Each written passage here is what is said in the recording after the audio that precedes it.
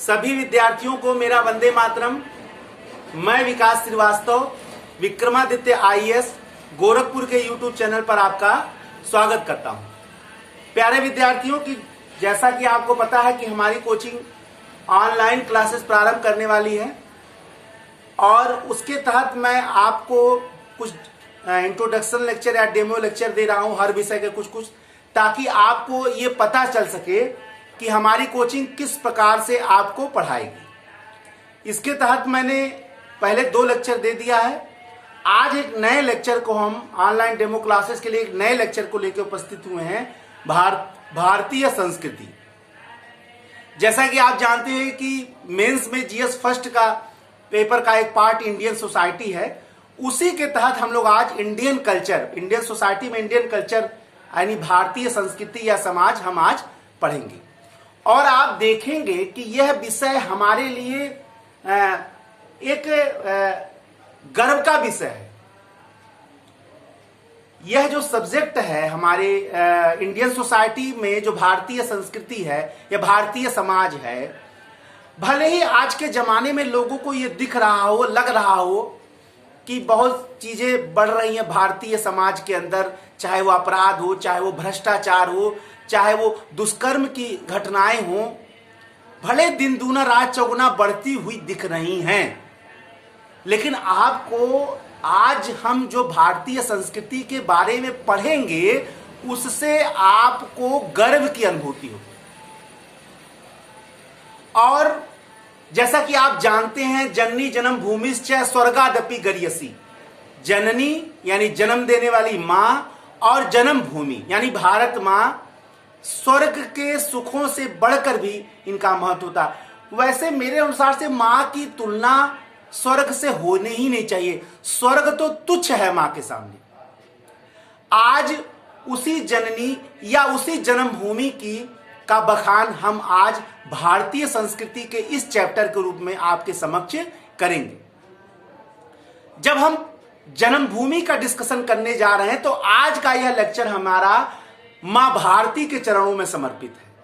मां भारती के चरणों में समर्पित यह लेक्चर आज आपको भारतीय संस्कृति की अनूठी विशेषताएं, अनमोल विशेषताएं, अनमोल तत्व, अनमोल लक्षण आपके समक्ष उपस्थित करेगा।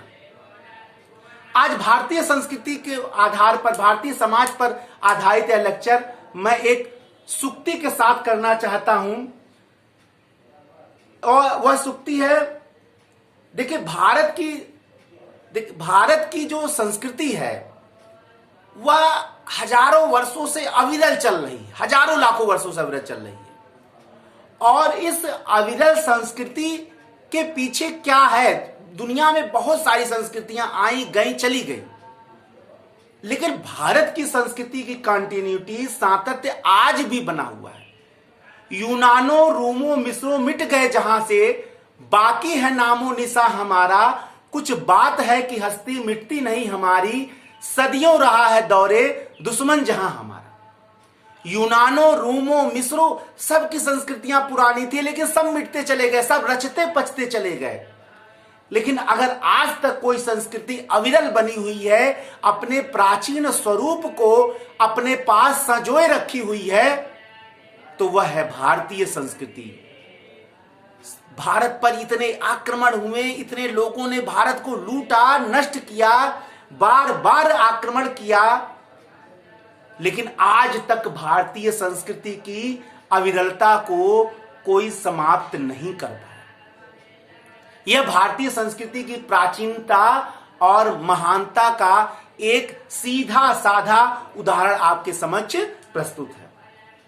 देखिए, भारतीय संस्कृति की जो सबसे पहली विशेषता, आज हम लोग विशेषता और लक्षण को ही देख रहे हैं भारतीय संस्कृति का, तो भारतीय संस्कृति का जो सबसे पहला जो विशेषता है, पहले हम लोग उसी को देखते चल रहे हैं। आप चाहे इसको विशेषताएं बोलिए, चाहे आप इसको लक्षण बोलिए, जो बोलिए, ठीक है ना, चाहे भारतीय संस्कृति के प्रमुख तत्व बोल लीजिए, जो आप बोलना चाहें, लेकिन सब ये भारतीय संस्कृति का ही है।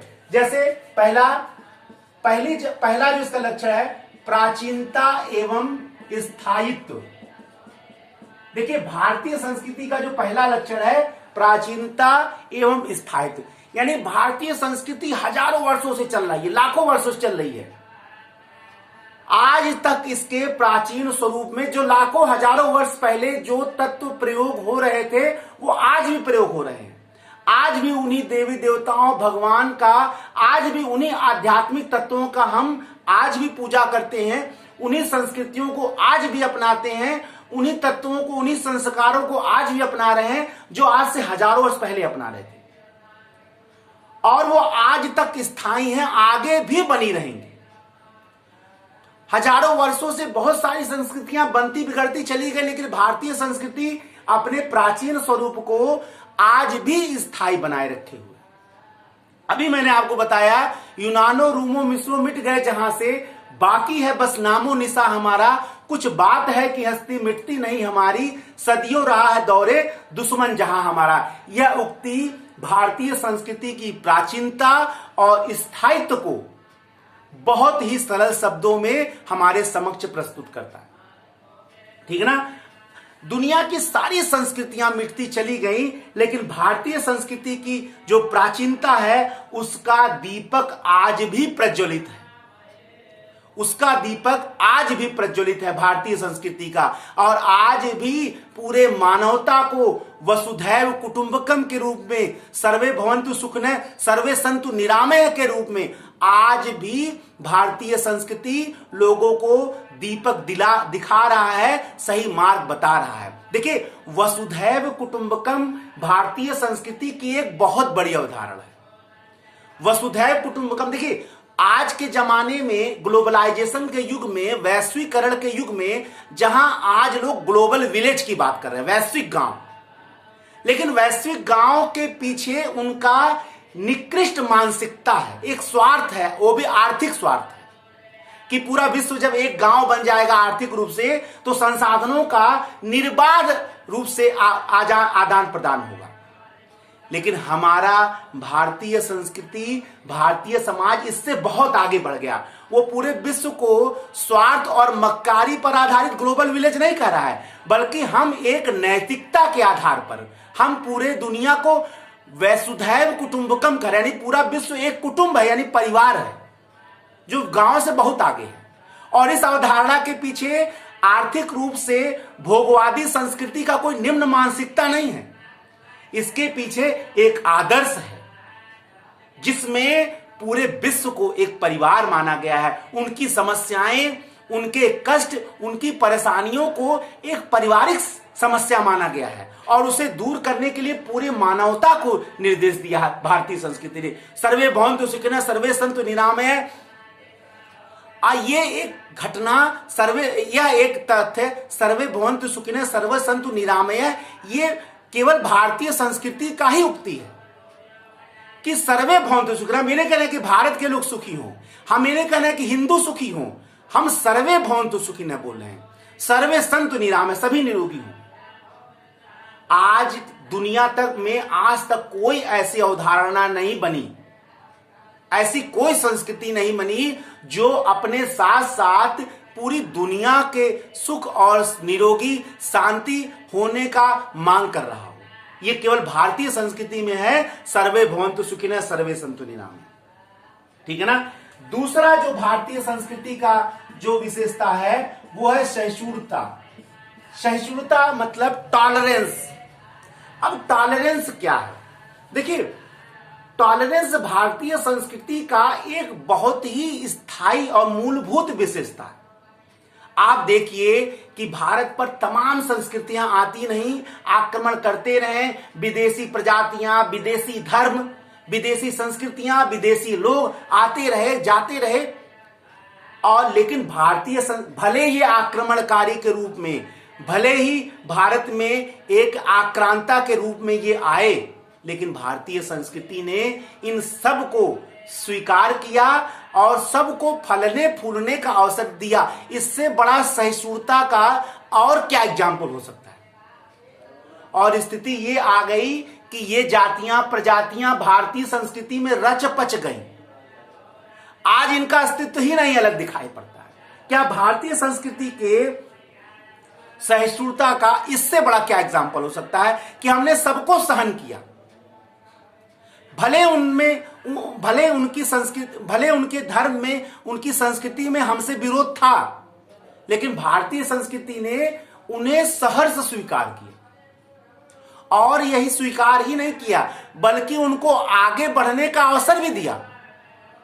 और आज और यही नहीं, आगे बढ़ने के अवसर इस रूप में दिया कि आज भी उनका पहचान सुरक्षित है। विश्व के संस्कृति में मत्स्य न्याय की प्रणाली अपनाई जाती थी। मत्स्य न्याय का मतलब ये होता है कि बड़ी मछली छोटी मछली को खा जाती है। जहां बड़ी संस्कृतियां थी उन्होंने छोटी संस्कृतियों को समाप्त कर दिया, लेकिन भारतीय संस्कृति ने ऐसा किया ही नहीं। हम छोटी से छोटी संस्कृति को भी अपने भारतीय संस्कृति में आज समाहित किए हुए हैं, और इतना समाहित किए हुए कि आज भी उनका अस्तित्व बना हुआ है। क्या इससे बड़ा सहिष्णुता का एग्जाम्पल शायद दुनिया में नहीं मिल सकता। यह हमारी भारतीय संस्कृति ही की गौरव गाथा है। दूसरा है समन्वय, तीसरा है समन्वय, कोऑर्डिनेशन। समन्वय का इससे बढ़िया एग्जाम्पल क्या मिल सकता है कि आज भारतीय संस्कृति में इतनी संस्कृतियां आई, लेकिन सहिष्णुता के कारण आज सब वे समन्वित हो गई, सब मिल बच गई। अगर हम पूरी दुनिया की संस्कृति को नदी मान लें तो भारतीय संस्कृति को हम सागर मान सकते हैं, जहां सारी नदियां मिलकर इस समय रच पच गई हैं। जैसे सारी नदियां मिलकर अंत में समुद्र में मिल जाती हैं, अपने आप को समन्वित कर लेती हैं, उसी प्रकार दुनिया की सारी संस्कृतियां भारतीय सागर रूपी संस्कृति में आकर मिल गई, रच पच गई, लेकिन उसके बाद भी वो अपने अस्तित्व को बनाए रखी हैं। आज भी उनकी पहचान नष्ट नहीं हुई है, आज भी उनका पहचान बना हुआ है। ठीक है, भारतीय संस्कृति के इस समन्वित स्वरूप से बड़ा शायद एग्जाम्पल पूरे दुनिया में दिखाई ही नहीं सकता है। भारतीय संस्कृति की सहिष्णुता और समन्वित स्वरूप शायद दुनिया में उसका एक अलग पहचान बनाता है। इसके बाद चौथा है आध्यात्मवाद। अब आध्यात्मवाद जो है, स्पिरिचुअलिज्म जो है, वो शायद दुनिया में भारतीय संस्कृति को एक अलग पहचान रखता है। आध्यात्मवाद माने आत्मा से संबंधित, या आत्मा या परमात्मा से संबंधित, या कह लीजिए लोक के अलावा परलोक से संबंधित।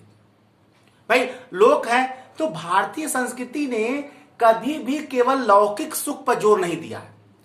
ठीक है, बीच में एक चारवाक संस्कृति भारतीय संस्कृति में आ गई, या ठीक है आज भारतीय संस्कृति में हम जहां भी देख रहे हैं चारों ओर एक उपभोक्तावादी संस्कृति चल रही है, एक भोगवादी संस्कृति रन कर रही है।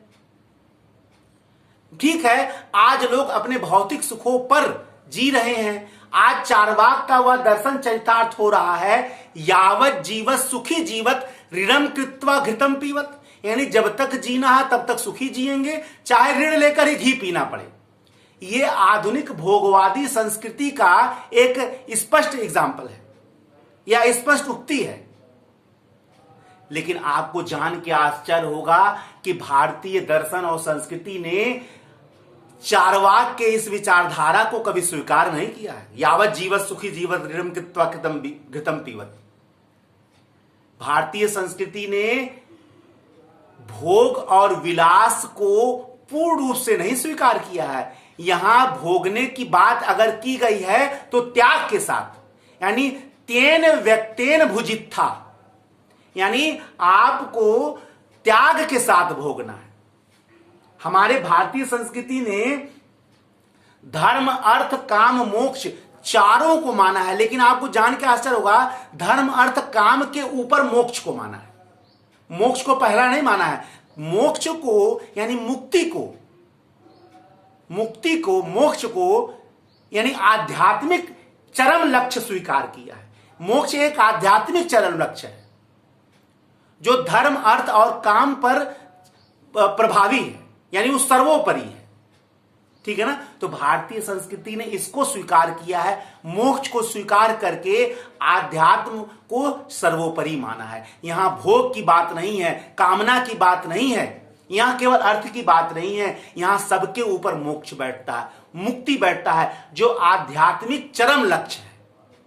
यह बता रहा है कि भारतीय संस्कृति जो है वो सर्वोपरि आध्यात्मवाद को मानती है। वह हमेशा लोक के अलावा परलोक को स्वीकार करती है। चार्वाक का दर्शन भले ही आज दिख रहा हो, लेकिन भारतीय संस्कृति की जो नींव है वो इसी आध्यात्म पर स्थापित है। यही कारण है चाहे कोई भी भारतीय संस्कृति का जड़ खोदने की कोशिश करे वो खोद ही नहीं सकता है, क्योंकि भारतीय संस्कृति यही जो नींव है भारतीय संस्कृति। जो मैं आपको ये बता रहा हूं ये सब भारतीय संस्कृति को कोई विशेषताएं नहीं है, केवल ये भारतीय संस्कृति की नींव है जिसपे भारतीय संस्कृति की अट्टालिका आज खड़ी है। और एक ऐसी अट्टालिका है जिसे आज तक कोई हिला नहीं पाया है। भले वो देखने में लग रहा हो कि कुछ भूकंप आ गए और कुछ वो हिल गया, ऐसा नहीं है। भारतीय संस्कृति की अट्टालिका आज भी इन्हीं नींव पर खड़ी है और यही नींव उस अट्टालिका को अडिग बनाए हुए है। ठीक है, तो स्थायित्व भारतीय संस्कृति की एक महत्वपूर्ण विशेषता है और इसी यही स्थायित्व जो है वो इसी आध्यात्मवाद पर आधारित है। और मैंने बताया कि भोग को हटाकर त्याग को भी भारतीय संस्कृति ने अपनाया है, जो तेन व्यक्तेन भुजित था, यानी त्याग के साथ हमें भोगना है। भारतीय संस्कृति की जो अगली विशेषता है वो है धर्म की प्रधानता। धर्म की प्रधानता, जो पांचवी विशेषता है वह है धर्म की प्रधानता। देखिए, भारतीय संस्कृति ने कभी भी भारतीय संस्कृति को जो मूल विशेषता आपको दिख रही है वो धर्म है। अब प्रश्न ये उठता है कि क्या भारतीय संस्कृति का जो धर्म है, देखिए धर्म यहां क्या है, आप देखेंगे चाहे हिंदू धर्म हो जिसको सनातन धर्म, हिंदू धर्म पूर्व से सनातन धर्म हो, चाहे वो इस्लाम हो, चाहे वो ईसाईयत हो, चाहे वो सिख धर्म हो, आपको देखने में लग रहा है कि धर्म, देखिए दुनिया में जो धर्म की परिभाषा है वो रिलीजन के रूप में दिया गया है, लेकिन भारत में धर्म की परिभाषा रिलीजन पर आधारित नहीं है। यही बात बहुत कम लोग जानते हैं और यही बात कम जानने वाले लोग जब कम जानते हैं तो वो भारतीय धर्म को लांछित करते हैं या उस पर विभिन्न प्रकार के आरोप लगाते हैं। देखिए, आज इस मंच से यह मैं स्पष्ट करना चाहता हूं कि भारत का जो धर्म है उसकी परिभाषा वैश्विक रिलीजन के रूप में नहीं दी गई है। विश्व में जिसको धर्म कहते हैं, यानी जिसकी अंग्रेजी रिलीजन है, उसमें किसी अति प्राकृतिक सत्ता का होना आवश्यक है, चाहे वो अति प्राकृतिक सत्ता ईश्वर हो, गॉड हो या अल्लाह हो। लेकिन आपको जान के आश्चर्य होगा, भारत में भारतीय धर्म के लिए ईश्वर का होना आवश्यक नहीं है। भारत का जो धर्म है उसकी परिभाषा दुनिया के धर्म से अलग है और यही हमारी संस्कृति की पहचान है। भारत का जो धर्म है वो है मानो अपने कर्तव्यों का पालन, जो भारतीय धर्म उसकी परिभाषा मैं आपको बता रहा हूं, अपने कर्तव्यों का पालन तथा मानव सेवा, यानी स्व कर्तव्यों का पालन तथा मानव सेवा भारतीय धर्म है, इंडियन रिलीजन है।